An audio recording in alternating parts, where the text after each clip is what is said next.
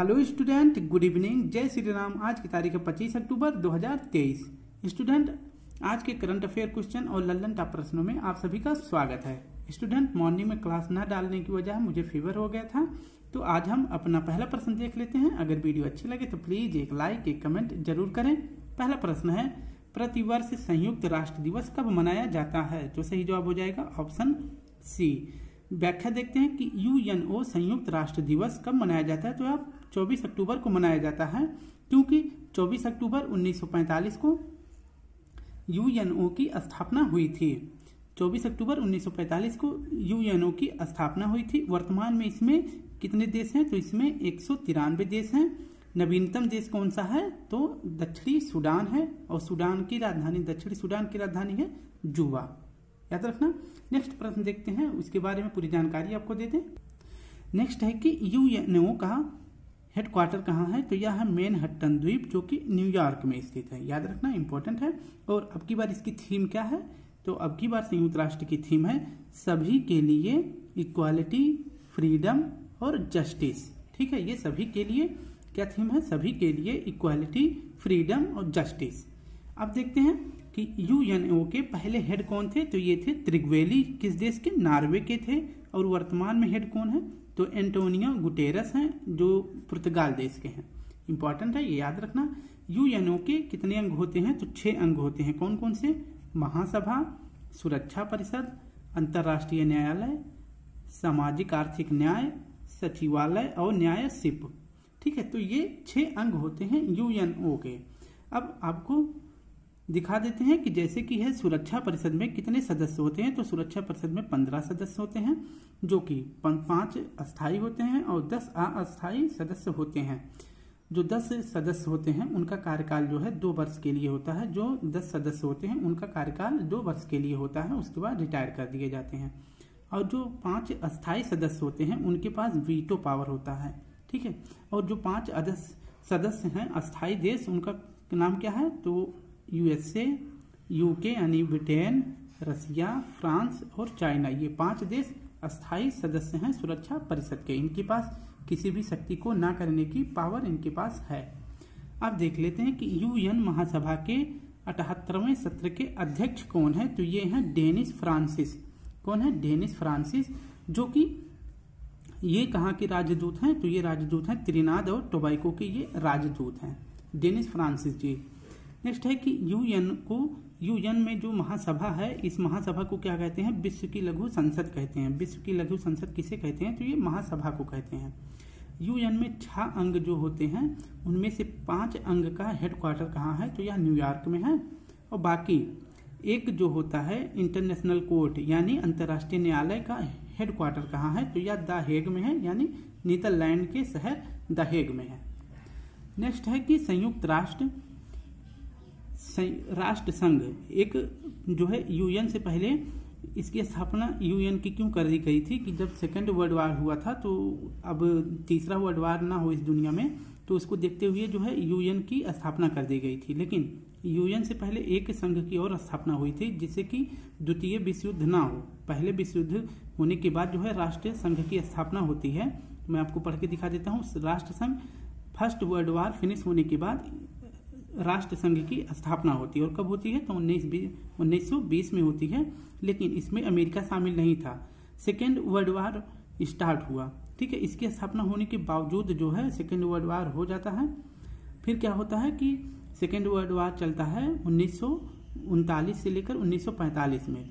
फिर इसके बाद जो है यूएनओ की स्थापना हो जाती है। इसका जो है मेन हेड कौन होता है? तो अमेरिका के राष्ट्रपति होते हैं। इनकी जो है देखरेख में जो है यूएनओ की स्थापना होती है। और इस प्रकार से तृतीय विश्व युद्ध ना हो तो यूएनओ की स्थापना हो जाती है। तो अब हमने देख लिया यूएनओ के बारे में। अब हम अपना नेक्स्ट प्रश्न देख लेते हैं स्टूडेंट। दूसरा प्रश्न है, एशियन पैरा गेम्स 2023 में पैराडोंगी में स्वर्ण पदक जीतने वाली पहली भारतीय कौन है? तो इसका सही जवाब हो जाएगा प्राची यादव। अब देखते हैं व्याख्या। एशियन पैरा गेम्स 2023 इसका आयोजन कहाँ हो रहा है? तो इसका आयोजन हो रहा है हांगजो, चीन में, जो कि 4थे क्रम का आयोजन हो रहा है। प्राची यादव इसमें जो है पैराडोंगी में, एक खेल है पैराडोंगी, इसमें जो है प्राची यादव ने गोल्ड मेडल जीत लिया है। और ये प्राची यादव कहाँ की हैं? तो यह है ग्वालियर मध्य प्रदेश की। इंपॉर्टेंट है, याद रखना।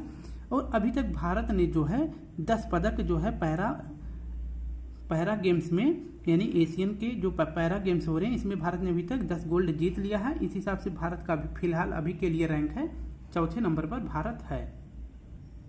और एशियन गेम में पहली बार एक खेल शामिल हुआ था जिसका क्या नाम है, पैरा ताइक्वांडो। इसमें जो है अरुणा पवार ने ब्रॉन्ज मेडल जीता है, याद रखना। पहली बार यह खेल शामिल हुआ पैरा ताइक्वांडो, इसमें जो है अरुणा पवार ने ब्रॉन्ज मेडल जीत लिया है। अब देखते हैं कि एशियन गेम्स 19वें क्रम का था और एशियन पैरा गेम्स यह किस क्रम का है, तो यह 4थे क्रम का है। एशियन गेम्स में जो 19वें क्रम का था इसमें पहले स्थान पर चीन है, दूसरे पे जापान है, तीसरे पे साउथ कोरिया, चौथे पे अपना प्यारा भारत है। भारत ने टोटल 107 पदक जीते थे जिनमें से 28 गोल्ड मेडल जीता था। और टोक्यो ओलंपिक में भारत ने 48, भारत की रैंक थी 48, ठीक है। भारत की रैंक कितनी थी, 48 थी।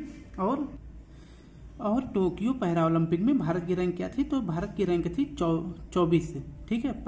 टोक्यो पैरा ओलंपिक में भारत की रैंक थी 24 और टोक्यो ओलंपिक में कितनी रैंक थी, तो 48 था। अब देखते हैं कि 36वें राष्ट्रीय खेल में सर्वश्रेष्ठ राज्य का पुरस्कार किसे दिया गया है, तो यह दिया गया था महाराष्ट्र को। और 36वां राष्ट्रीय खेल का आयोजन कहाँ किया गया, तो यह किया गया था गुजरात में। 37वां राष्ट्रीय खेल का आयोजन कहाँ किया जाएगा, तो यह गोवा में किया जाएगा। 38वें का आयोजन किया जाएगा यूके यानी उत्तराखंड में। नेक्स्ट प्रश्न देख लेते हैं। प्रश्न 3 है करंट अफेयर का। विश्व पोलियो दिवस 2023 कब मनाया गया है, तो इसका भी सही जवाब हो जाएगा 24 अक्टूबर। विश्व पोलियो दिवस कब मनाया जाता है, तो यह मनाया जाता है 24 अक्टूबर को। इसकी व्याख्या देख लेते हैं। वर्ल्ड पोलियो डे 24 अक्टूबर को मनाया जाता है। और क्यों मनाया जाता है, क्योंकि इसी दिन जॉन साल्क, आप नाम याद रखना, जॉन साल्क ने पोलियो की वैक्सीन खोजी थी, ठीक है। तो इस आधार पे जो है 24 अक्टूबर को विश्व पोलियो दिवस मनाया जाता है। पोलियो जो है यह वायरस यानी विषाणु से होता है या फिर दूषित जल और भोजन करने से होता है। और यह जो है प्रभावित किस अंग को करता है, तो इसमें प्रभावित होता है तंत्रिका तंत्र। नेक्स्ट अब देखते हैं कि इंडिया जो है 2011 में, ठीक है, इंडिया में 2011 में अंतिम केस मिला था पोलियो का, कहाँ पे, पश्चिम बंगाल में। उसके 3 साल बाद WHO ने भारत को पोलियो मुक्त कर दिया था। तो भारत में अंतिम केस मिला था 2011 में, याद रखना। और कहाँ पे मिला था, पश्चिम बंगाल में। नेक्स्ट है कि भारत जो है अभी फिलहाल हाल ही में भारत जो है बर्ड फ्लू से मुक्त हो गया है। और बर्ड फ्लू का वायरस का नाम क्या है, H5N1, याद रखना। अब देख लेते हैं कि विषाणु यानी कि वायरस से होने वाले रोग कौन कौन से हैं। तो ट्रिक है, रचना हमें पानी दो जरा, ठीक है। रचना से बोला हमने कि रचना हमें पानी दो जरा। तो रचना में RA से हो जाएगा रेबीज, CH से हो जाएगा चेचक, इसके बाद H से हो जाएगा हेपेटाइटिस, M से हो जाएगा मीजल्स और E से हो जाएगा इबोला, याद रखना। और पानी से हो जाएगा, पा से हो जाएगा पोलियो, ठीक है। और DO से यानी 2 से क्या हो जाएगा, 2 से हो जाए पानी, 2 से क्या हो जाएगा डेंगू। और जरा से क्या हो जाएगा, जा से हो जाएगा जीका और रा से हो जाएगा RA, ए है लास्ट में, तो ए से हो जाएगा एड्स। तो ये सभी किस से होते हैं, ये सभी रोग जो होते हैं विषाणु से होते हैं, याद रखना। नेक्स्ट प्रश्न देख लेते हैं प्यारे स्टूडेंट। अभी हाल ही में रूबेला से मुक्त कौन कौन से देश हुए हैं, तो भूटान हुआ है और तिमोर लेस्ते हुआ है, याद रखना। और ट्रेकोमा से मुक्त किसे किया गया है, तो इराक को। इराक की राजधानी का नाम बगदाद है। तिमोर लेस्ते ये जो रूबेला से मुक्त हुआ है, रूबेला रोग से मुक्त हुआ है, यह आसियान का 11वां सदस्य देश भी बना है। नेक्स्ट प्रश्न है, हाल ही में केंद्रीय गृह मंत्री अमित शाह ने देश के पहले नैनो तरल DAP संयंत्र का उद्घाटन कहाँ किया है, तो इसका सही जवाब हो जाएगा, गुजरात हो जाएगा। ऑप्शन डी सही हो जाएगा। अब देखते हैं कि नैनो लिक्विड DAP प्लांट कहाँ पे लगा है, तो यह लगा है कलोल, गुजरात में। और किसने इसका शुभारंभ किया है, तो हमारे गृह मंत्री अमित शाह जी ने इसका शुभारंभ किया है। यह देश का पहला तरल नैनो संयंत्र यानी DP संयंत्र है। अब DP का फुल फॉर्म क्या होता है, तो इसका फुल फॉर्म होता है डाई अमोनिया फास्फेट, ठीक है। डाई अमोनिया फास्फेट जो है DAP का फुल फॉर्म होता है। अब देखते हैं कि DAP का निर्माण कौन कर रहा है, तो DAP का निर्माण कर रहा है इफ्को कंपनी, ठीक है। इफ्को कंपनी यह जो है पहली बार तरल नैनो यूरिया का जो है संयंत्र स्थापित कर रहा है, कहाँ पे, कलोल, गुजरात में। और इफ्को की स्थापना कब हुई थी, तो इफ्को की स्थापना हुई थी 1967 में और इसका हेडक्वार्टर कहाँ है? तो इसका हेडक्वार्टर है नई दिल्ली में। डाई अमोनियम फास्फेट का कार्य क्या होता है? तो यह होता है उर्वरक के लिए इसका प्रयोग किया जाता है। खेतों में उर्वरक को बढ़ावा देने के लिए डाई अमोनियम फास्फेट का प्रयोग किया जाता है। अब आगे देखते हैं, प्रश्न है दूसरा तरल नैनो यूरिया का संयंत्र कहाँ पे स्थापित होगा? तो यह होगा प्रयागराज में। याद रखना, यूरिया गोल्ड इसको लॉन्च कहाँ से किया गया था? पीएम मोदी के द्वारा। तो इसको लॉन्च किया गया था सीकर राजस्थान में। इसका प्रयोग क्यों किया जाएगा, किस लिए किया जाएगा? तो मृदा में सल्फर की कमी को दूर करने के लिए यूरिया गोल्ड का उपयोग किया जाएगा। नेक्स्ट है कि विश्व का पहला प्रयोगशाला में निर्मित कार्बनिक यौगिक कौन सा है? तो यह है यूरिया। और यूरिया को बनाया किसने है? तो इसको मतलब इसका निर्माण किए हैं होलर ने इसको निर्माण किए हैं, यानी यूरिया को बनाए हैं। नेक्स्ट है कि मृदा में डीपीके का क्या अनुपात होना चाहिए? एनपीके का मृदा में क्या अनुपात होना चाहिए? तो इसका अनुपात होना चाहिए 4:2:1। इसका जो है रेशियो होना चाहिए। नेक्स्ट है कि हाल ही में आरसीएफ, ठीक है, आरसीएफ कंपनी को नवरत्न कंपनी का दर्जा दिया गया है। आरसीएफ ने ही यूरिया गोल्ड बनाई है। यूरिया का सूत्र क्या होता है? ये NH2CONH2, यह यूरिया का सूत्र होता है। नेक्स्ट प्रश्न है 5वां, हाल ही में वायुसेना में एयर मार्शल बनने वाली दूसरी महिला सैन्य अधिकारी कौन है? तो इसका सही जवाब हो जाएगा ऑप्शन बी, साधना नायर सक्सेना। इसकी व्याख्या देखते हैं। एयरफोर्स की स्थापना कब हुई थी? तो 8 अक्टूबर 1932 को हुई थी। और एयर शो अभी जो है एयरफोर्स का एयर शो अभी कहाँ पे हुआ था? तो यह प्रयागराज में हुआ था। आपको याद होगा, अभी कुछ दिन पहले हुआ था 8 अक्टूबर को। और इसके बाद यह सेकंड महिला अधिकारी हैं, ठीक है, एयर मार्शल बनने वाली यह सेकंड महिला अधिकारी हैं, जिनका नाम है साधना सक्सेना। तो पहला महिला कौन थी? तो यह थी पद्मा बंदोपाध्याय। यह एयर मार्शल बनने वाली पहली महिला थी। एयरफोर्स का ध्येय वाक्य क्या होता है? तो इसका ध्येय वाक्य होता है नभ स्पर्शम दीप्तम। अब जो है इन 5 लड़कियों के नाम जो हमारे देश की गौरव हैं, इनको आपको याद रखना है। जैसे कि कैप्टन शिवा चौहान, यह सियाचिन में तैनात होने वाली पहले महिला हैं, ठीक है। और सियाचिन जो है यह लद्दाख में स्थित है। और किस घाटी में? तो यह नुब्रा घाटी में सियाचिन स्थित है और विश्व का सबसे ऊंचा युद्ध स्थल क्षेत्र है। इस पे जो है हमारे देश की शेरनी कैप्टन शिवा चौहान की तैनाती हुई है। तो ये पहली भारतीय महिला हो जाएंगी। नेक्स्ट है कि दीपिका मिश्रा, ये जो है एयरफोर्स में पहली महिला अधिकारी के तौर पर ये तैनात थी। और इन्हें मध्य प्रदेश में बाढ़ के समय लोगों की मदद करने के लिए इन्हें अभी हाल ही में वीरता सम्मान पुरस्कार दिया गया है। इसको भी याद रखना। और गीता राणा, ये जो है अभी कहाँ पे तैनात है? तो ये लद्दाख में सेना की कमान संभालने वाली पहली महिला अधिकारी है गीता राणा। इनकी तैनाती कहाँ है? लद्दाख में। और सालिजा धामी क्या है? तो ये जो है इंडियन एयरफोर्स में कॉम्बैट यूनिट पे तैनात होने वाली पहली महिला अधिकारी हैं। नेक्स्ट है सुरभि चकमोला, यह भूटान में तैनात है और यह पहली महिला अधिकारी हैं बाहर किसी दूसरे देश में तैनात होने वाली। और इन्हें तैनात किसके द्वारा किया गया है? तो BRO के द्वारा जो है इन्हें तैनात किया गया है। किस प्रोजेक्ट के तहत? तो दंतक प्रोजेक्ट के तहत इन्हें भूटान में तैनात किया गया है, ठीक है, याद रखना, इंपॉर्टेंट है। इसका फुल फॉर्म होता है बॉर्डर रोड ऑर्गेनाइजेशन के तहत सुरभि चकमोला को भूटान में तैनात किया गया है। नेक्स्ट प्रश्न है, हाल ही में वनडे में सबसे तेज 200 रन बनाने वाले बल्लेबाज कौन है? तो वनडे में सबसे तेज 2000 रन बनाने वाले भारतीय बल्लेबाज हैं शुभमन गिल। अब आपको इनके बारे में पूरा बता दें। शुभमन गिल ये वनडे में 2000 रन पूरा कर लिए हैं और सबसे तेज बनाया है। और कितनी पारियों में? तो इन्होंने बनाया है 38 पारियों में। इन्होंने किसका रिकॉर्ड तोड़ दिया? तो हाशिम अमला का रिकॉर्ड इन्होंने तोड़ दिया है। तो याद रखना। अब देखते हैं कि IPL जो 2023 में हुआ था, इसमें जो है ऑरेंज कप किसे मिला था? ऑरेंज कैप मिला था शुभमन गिल को और पर्पल कैप मोहम्मद शमी को। नेक्स्ट है विश्व कप, जो वर्ल्ड कप हो रहा है भारत में, इसका आयोजन भारत में हो रहा है। इसके बारे में सारी जानकारी आपको दे दें कि विश्व कप 2023 यह पहला मैच जो है किस स्टेडियम में खेला गया? तो नरेंद्र मोदी स्टेडियम में, जो कि गुजरात अहमदाबाद में है। और इसके बाद विश्व कप यह किस क्रम का भारत में आयोजन हो रहा है? तो 13वें क्रम का हो रहा है, जिसके ब्रांड एम्बेसडर कौन है? शाहरुख खान है। और वैश्विक राजदूत किसे बनाया गया है? तो सचिन तेंदुलकर को बनाया गया है। और इसमें जो है थीम सॉन्ग क्या है? तो थीम सॉन्ग है दिल जश्न बोले, जो कि गाए हैं कौन? प्रीतम। सर्वाधिक शतक जो है विश्व कप में कौन लगाए हैं, तो रोहित शर्मा कितने लगा चुके हैं अब तक, तो सात जो है शतक लगा चुके हैं। सबसे ज्यादा छक्के लगाने वाले विश्व कप में रोहित शर्मा ही है।